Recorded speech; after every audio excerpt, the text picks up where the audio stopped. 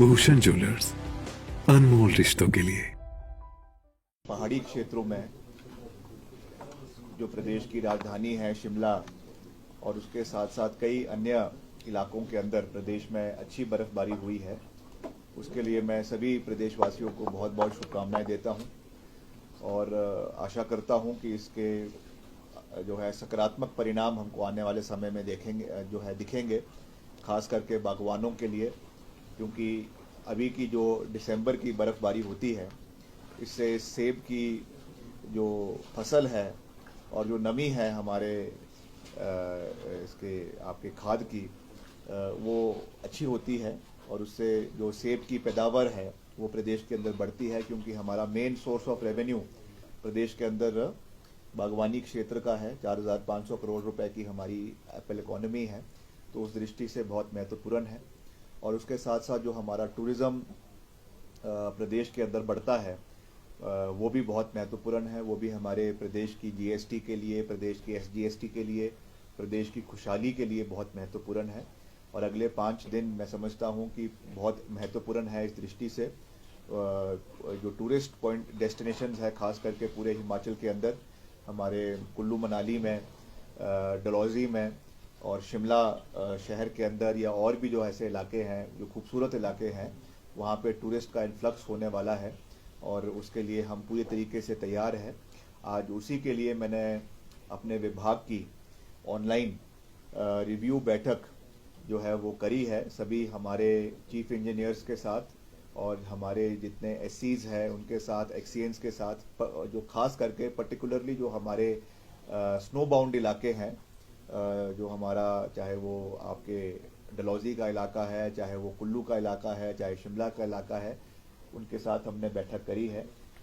और इसमें जो पिछले कल की बर्फबारी हुई थी उसकी वजह से करीबन 350 सड़कें हमारे पूरे प्रदेश के अंदर जो है वो बंद हो गई थी और कम बर्फबारी हुई है, मगर फिर भी हमने मशीनरियों को बड़ी भारी मात्रा में प्रदेश के अंदर डिप्लॉय किया है, जिसमें 70 जेसीबी हमारे डिपार्टमेंट की है, उनको डिप्लॉय किया गया है। हमारे 96 हमने हायर करी है, अलग अलग डिविजन्स में उनको डिप्लॉय किया गया है। 13 रोबो मशीन्स है, डोजर्स है, 13 डोजर्स है और 86 टिप्पर है। टोटल 268 मशीनरियों को हमने डिप्लॉय किया है और जिसमें से हमारी 235 सड़कें कल तक खुल जाएगी और परसों तक जो है 30 सड़कें एडिशनल खुल जाएगी। तो लगभग अगर और बर्फबारी नहीं होती है तो अगले 2 दिन के अंदर सारी की सारी सड़कों को बहाल कर दिया जाएगा। और मैंने सख्त निर्देश अपने डिपार्टमेंट के सभी अधिकारियों को दिए हैं, क्योंकि अगले 5 दिन हमारे लिए बहुत महत्वपूर्ण है। टूरिस्ट बहुत हिमाचल में भारी संख्या में आएगा, उनको कोई भी इनकन्वीनियंस नहीं होनी चाहिए। मुख्यमंत्री जी भी इसके ऊपर बार बार जो है वो बल देते हैं कि टूरिस्ट प्रदेश के अंदर उनका स्वागत है, वो यहाँ पर आए और यहाँ की अच्छी जो बर्फबारी हो रही है उसका आनंद ले। इसलिए मैंने डिपार्टमेंट को कहा है कि अगले 5 दिन हम पूरी मजबूती से ग्राउंड के ऊपर मजबूत रहेंगे। जहाँ पर भी कोई आपकी रोड क्लियरेंस का काम करना है उसको इमीडिएटली करवाया जाएगा, उसमें कोई भी दिक्कत परेशानी क्षेत्र के लोगों को नहीं आएगी, जो सैलानी आ रहे हैं उनको नहीं आएगी। उस दृष्टि से जो है हम लगातार कार्य कर रहे हैं। इसके साथ साथ वैसे आज मुख्य उद्देश्य तो हमारा यही था, रिव्यू का था, मगर उसके साथ साथ जो हमारे सड़कों के काम पूरे प्रदेश के अंदर चले हुए हैं, एक मैंने उसकी भी मोटी मोटी रिव्यू लिया है। चाहे वो हमारे सीआरएफ के काम चले हुए हैं प्रदेश के अंदर, चाहे हमारे पीएमजेएसवाई 1 के या 2 के या 3 के काम चले हुए हैं प्रदेश के अंदर, उसका भी मैंने एक रिव्यू लिया है और उसमें भी गति बढ़ाने के लिए मैंने उनको सबको निवेदन किया है, सभी अधिकारियों को, इंजीनियर्स को, क्योंकि हमारी एलोकेशंस तो है जो केंद्र सरकार से एलोकेटेड मनी है, मगर जो खर्चा है, जो एक्सपेंडिचर है, मैं बार बार उसके ऊपर भी बहुत बल देता हूं कि वो भी हमको बुक करवाना है। एक होता है फिजिकल जो प्रोग्रेस है, एक होता है जो फाइनेंशियल प्रोग्रेस है। फिजिकल प्रोग्रेस तो हमारी अच्छी चल रही है और सारे प्रोजेक्ट हमारे पीएमजेएसवाई 3 के जो है वो अगले साल के सितंबर तक उनको कंप्लीट कर दिया जाएगा, मगर खर्चे आपको किताबों में भी दिखाने हैं। इसके लिए मैंने निर्देश दिए हैं कि इसमें हम कोई भी कुताही जो है वो बर्दाश्त नहीं करेंगे, सारे खर्चे किताबों में आए और अप्रोप्रिएट चैनल के माध्यम से चीफ इंजीनियर और चीफ इंजीनियर से आगे ईएनसी को भेजे जाए और यहाँ से जो हमारी यूटिलाइजेशन सर्टिफिकेट्स हम यहाँ से दिल्ली भेजते हैं वो भी समय पर आए, क्योंकि वहां से एडिशनल बजट तभी आएगा जब हम यहाँ से यूसीज भेजेंगे। अभी मैं पीछे नितिन गडकरी जी से भी मिला था, उन्होंने भी इस विषय पे थोड़ा सा चिंता व्यक्त करी थी कि हमारे यूसीज जो है वो समय पे नहीं आए हैं, इसलिए हमने सारे उनको निर्देश दिए हैं कि तुरंत इनको भेजा जाए। और जो हमारा सीआरएफ की सेंट्रल रोड फंड की जो एलोकेशन है वो हमको इस साल में जो वित्तीय वर्ष 2024-25 है, इसमें 110 करोड़ की सैंक्शन आई है जो एनुअल आती है, मगर उसमें हमें एडिशनल अभी 50 करोड़ रुपए की आवश्यकता है जो हमारी पिछली लाइबिलिटीज है उसको मीट करने के लिए। तो मैं इस विषय में भी जो है वो केंद्रीय मंत्री से संवाद करेंगे, उनको हम लिखित रूप से इसके बारे में जानकारी प्राप्त करवाएंगे कि इतनी एडिशनैलिटी हमको जो है वो चाहिए ताकि जो हमारे ऑनगोइंग प्रोजेक्ट्स है वो समय तिथि के ऊपर उनको पूरा किया जा सके, चाहे वो कुल्लू के हैं, चाहे वो मंडी के हैं, चाहे वो शिमला के हैं, उनको समय पर पूरा किया जाए। उस दृष्टि से हम आगे बढ़ेंगे। तो मैं एक बारी फिर से जो आगामी हमारे 5 दिन है, ये जैसा मैंने कहा कि बहुत महत्वपूर्ण है, क्योंकि नई साल आने वाला है और बहुत से टूरिस्ट पूरे देश से यहाँ पर आएंगे, उनके लिए हम पूरी तैयारी कर रहे हैं। जो जिला प्रशासन है वो तो कर ही रहा है, मगर हमारा डिपार्टमेंट ग्राउंड स्तर पे रहकर हम सारी जगहों पे रोड क्लियरेंस हो, कोई दिक्कत हमारे सैलानियों को ना हो, हमारे क्षेत्र के लोगों को ना हो, उस दृष्टि से हम काम कर रहे हैं। और हिमाचल प्रदेश आगे बढ़े, विकास के कार्य और मजबूती से आगे बढ़े, ये हमारी जो है वो हमारी वचनबद्धता है। अभी विधानसभा का शीतकालीन सत्र भी धर्मशाला के अंदर संपन्न हुआ। वहां पर भी विपक्ष ने कई जो है मैं समझता हूं बेसलेस मुद्दों के ऊपर डिबेट करी। ठीक है, अच्छी बात है, उन्होंने भ्रष्टाचार के ऊपर एक जो है वो नियम 67 के अनुरूप उन्होंने वहां पर जो है वो ध्यान आकर्षण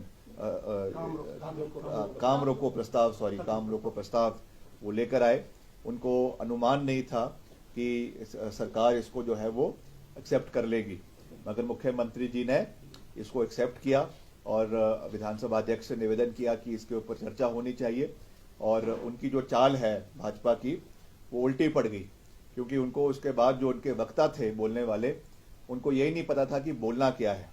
कुछ चीजें वो भ्रष्टाचार के बारे में कह रहे थे, अब करनी थी वो हमारी 2 साल की, वो बातें कर रहे थे अपनी 5 साल की कारगुजारियों की।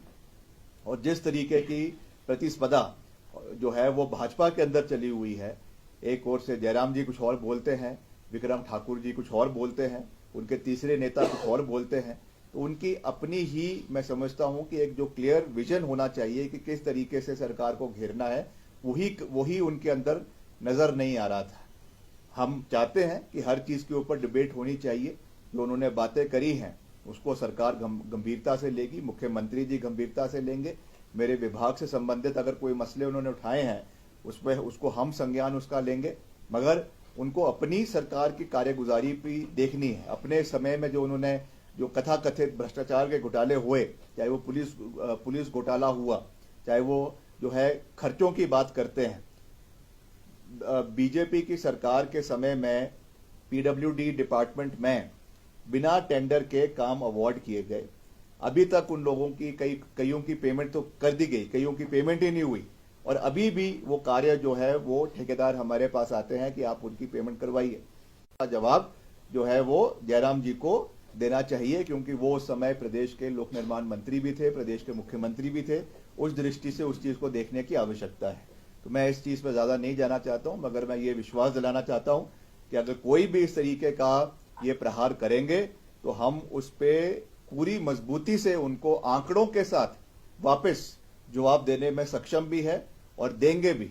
इसका मैं प्रदेश की जनता को पूर्ण रूप से विश्वास दिलाना चाहता हूं। मगर हम एक कॉन्फ्रंटेशनिस्ट अप्रोच के साथ काम नहीं कर रहे।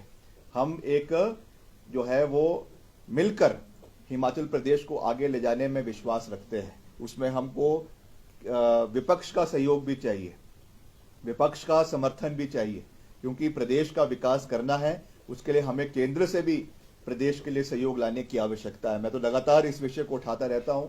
हम लगातार प्रदेश के केंद्र के मंत्रियों से मिलते रहते हैं और हिमाचल के जितने भी मसले हैं, हिमाचल की सड़कों के खास करके निर्माण की बात है, उसके लिए हम लगातार कार्य करते हैं। एक जो बड़ी अचीवमेंट आने वाले समय में हिमाचल प्रदेश को मिलने वाली है वो है बुबू जोत टनल। ये बहुत महत्वपूर्ण टनल है जिस विषय को हमारे माननीय मुख्यमंत्री जी ने जो है वो गडकरी साहब से उठाया है। डिफेंस मंत्रालय से जो हमारे रक्षा मंत्री है आदरणीय राजनाथ सिंह जी, उनसे इस विषय को उठाया है।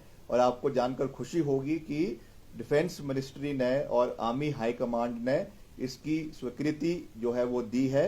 और अब इस को जो है इस प्रपोजल को मिनिस्ट्री ऑफ मॉर्थ में जो है वो भेज दिया गया है।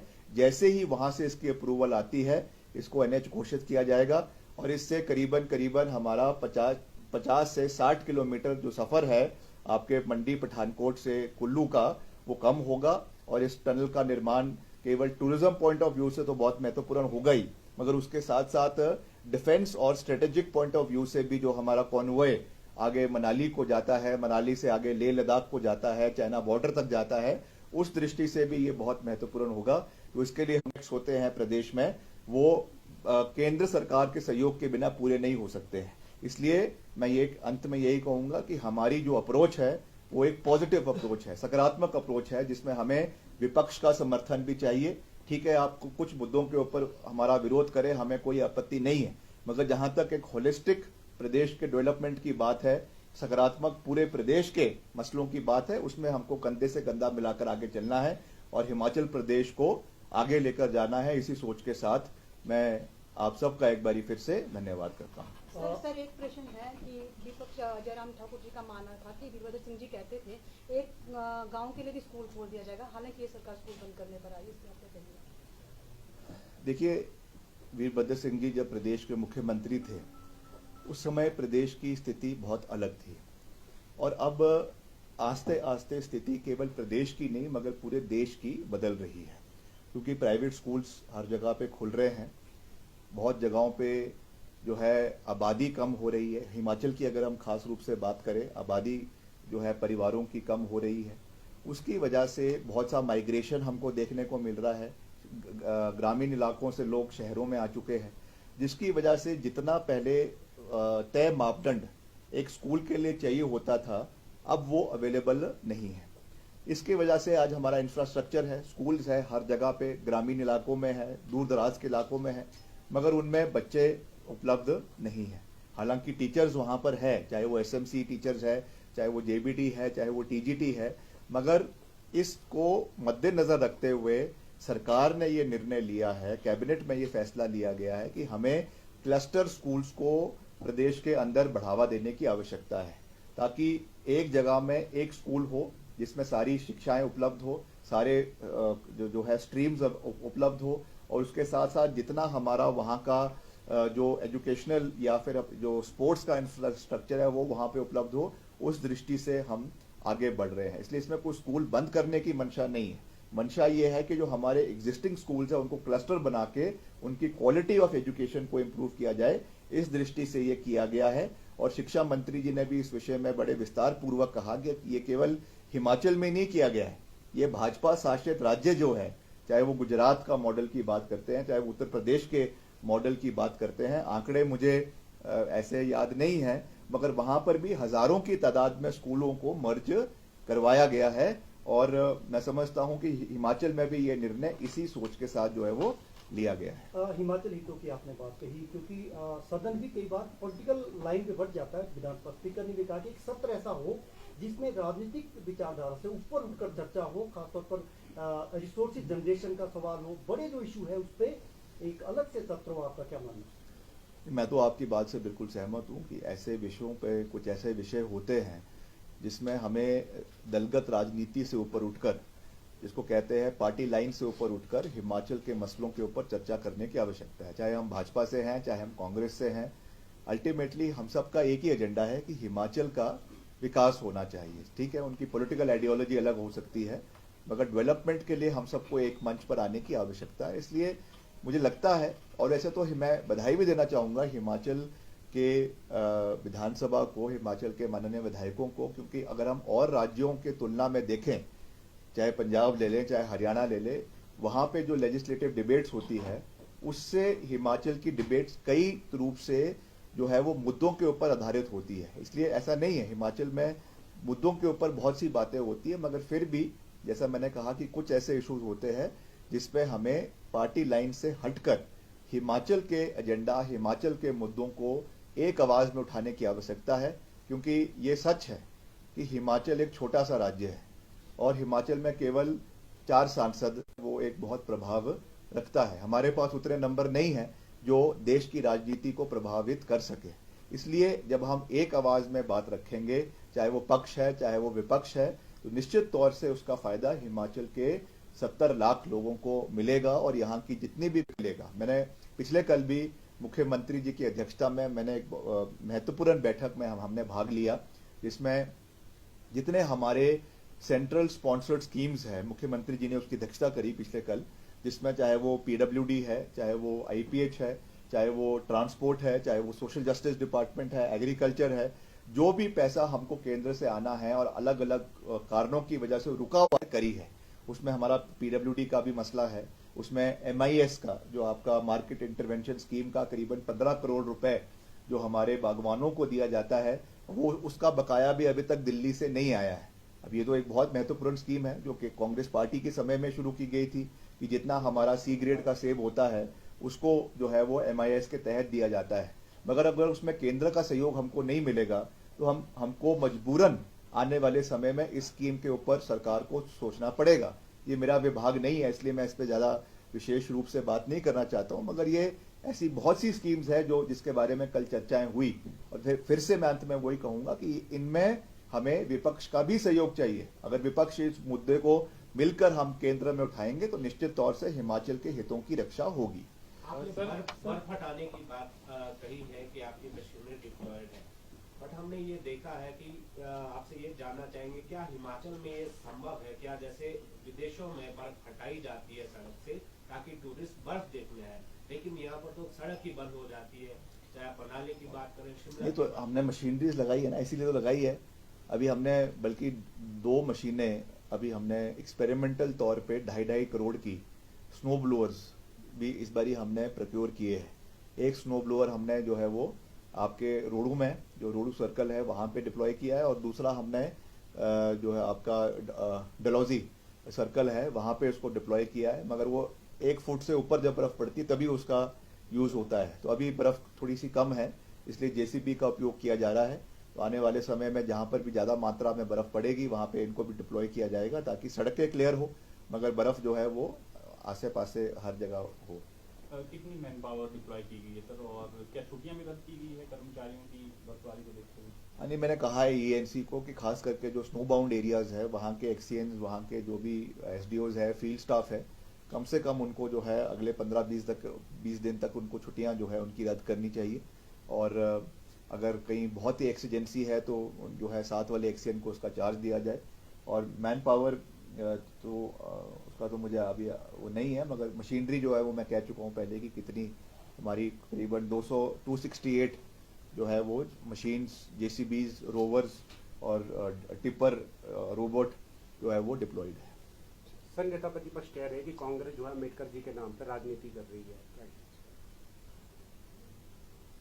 देखिए, कांग्रेस पार्टी ने हमेशा जितने भी दिग्गज रहे हैं, स्वतंत्रता सेनानी रहे हैं, सबका मान सम्मान किया है। और अम्बेडकर जी तो ऐसे पुरुष थे जिन्होंने संविधान बनाने में अपना एक बहुत बड़ा योगदान दिया है। उनको ये नहीं भूलना चाहिए कि हमारी पहली जब कांग्रेस पार्टी की सरकार अंतरिम सरकार बनी थी, और अंतरिम सरकार के बाद जब पहली रिपब्लिक में भी जब सरकार बनी थी 1950 में, उन दोनों सरकारों में जो है वो अम्बेडकर जी को रखा गया। और खास करके जब कॉन्स्टिट्यूशन बनाने में उनका एक बहुत बड़ा योगदान है। उसके बाद एज लॉ मिनिस्टर उनको जो है वो केंद्र की सरकार में, नेहरू जी की सरकार में रखा गया। तो इसलिए हमको भाजपा से जो है वो कोई सर्टिफिकेट अम्बेडकर जी के बारे में लेने की आवश्यकता नहीं है।